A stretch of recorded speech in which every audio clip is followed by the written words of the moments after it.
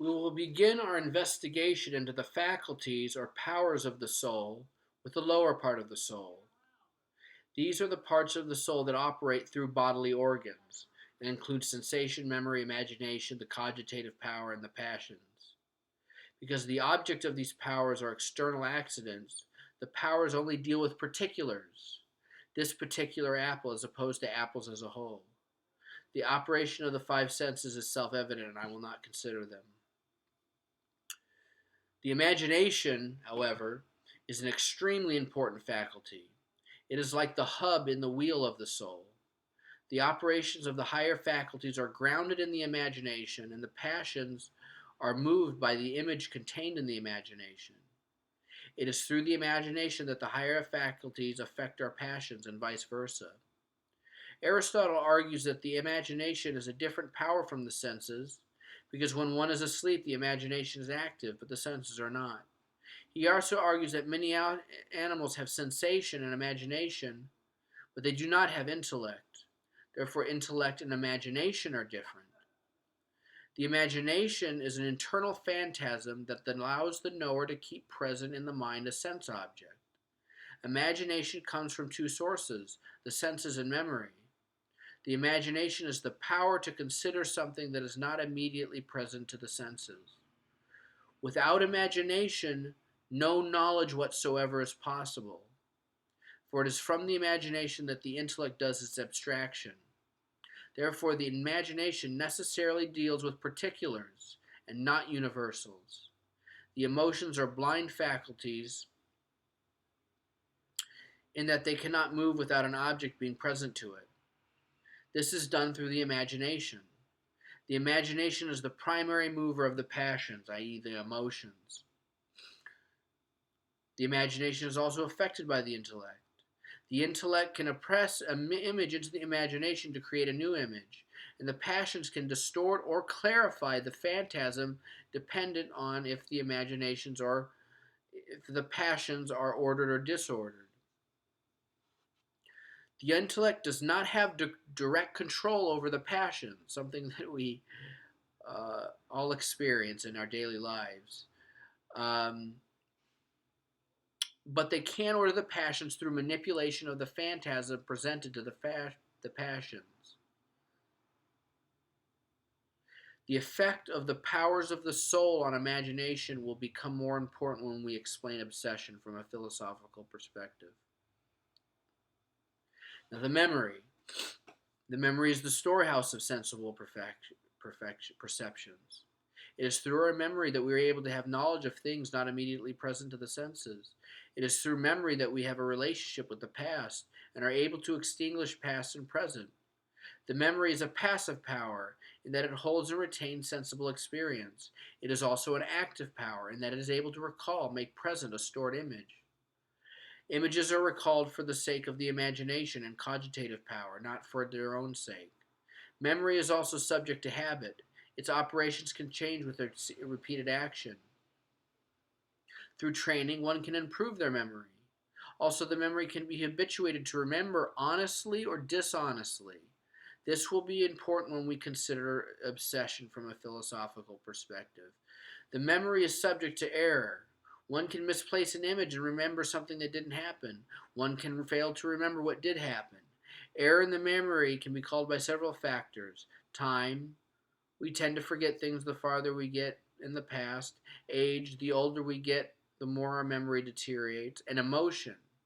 When someone is in a rage, he can forget the consequences of assaulting someone. The effect of the passions on the memory are important when we consider addiction. An operation of the memory that keeps us in touch with reality is called reminiscence, which is the use of deductive reasoning to reconstruct unknown or forgotten past events based on what is remembered. One can start with the present and reason to an event in the past, or one could start in the past and reason forward.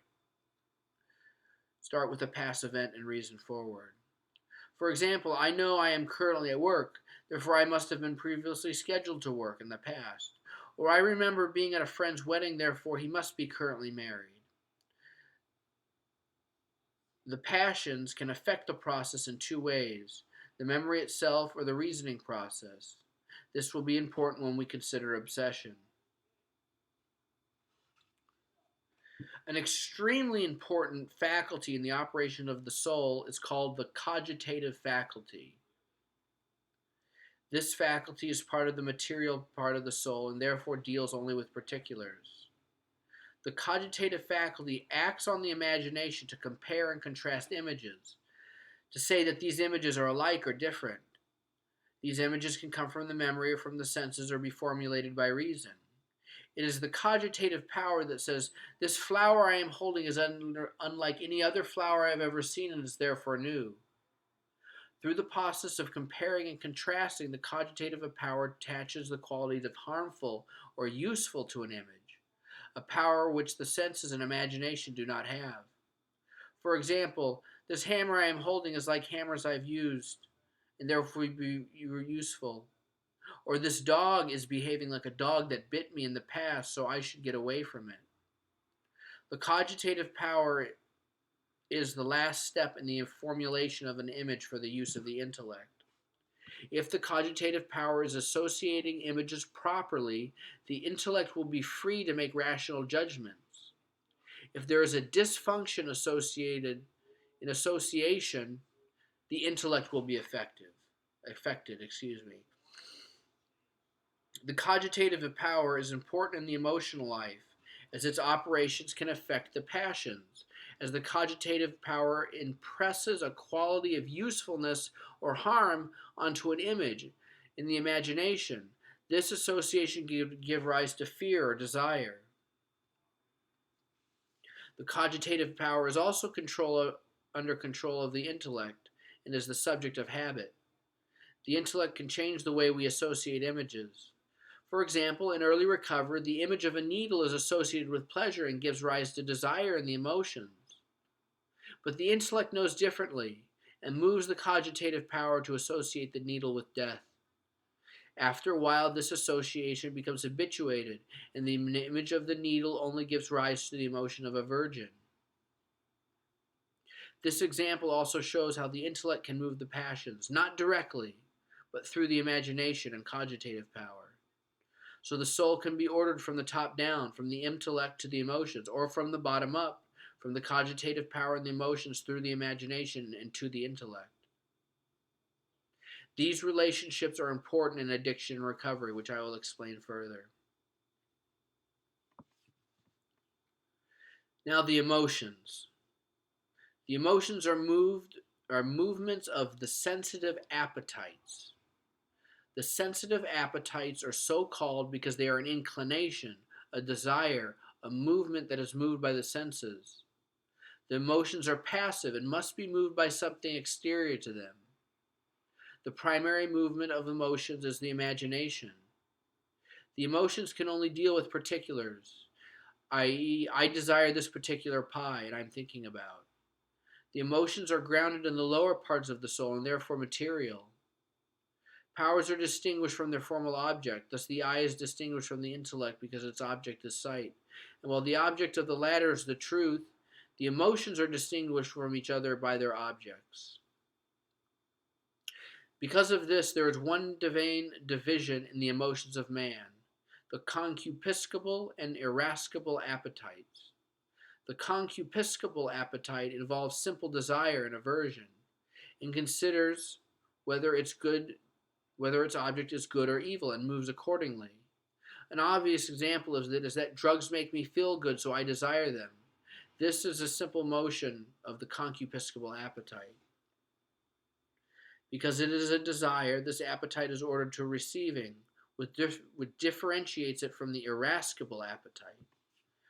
The irascible appetite is ordered toward action.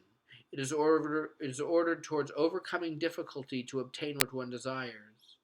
The irascible appetite is ordered toward the concupiscible both as the origin of its motion and its end. The concupiscible appetite sees something it wants or hates and moves the irascible appetite to flee from the object. And then the irascible appetite is quieted once the concupiscible appetite obtains what it wants. So, in summary, the concupiscible appetite contains all the passive emotions such as love, delight, desire, And the irascible appetite contains all the emotions ordered to action, such as fear, hope, and anger. I will now consider the emotions I think are relevant to addiction and recovery.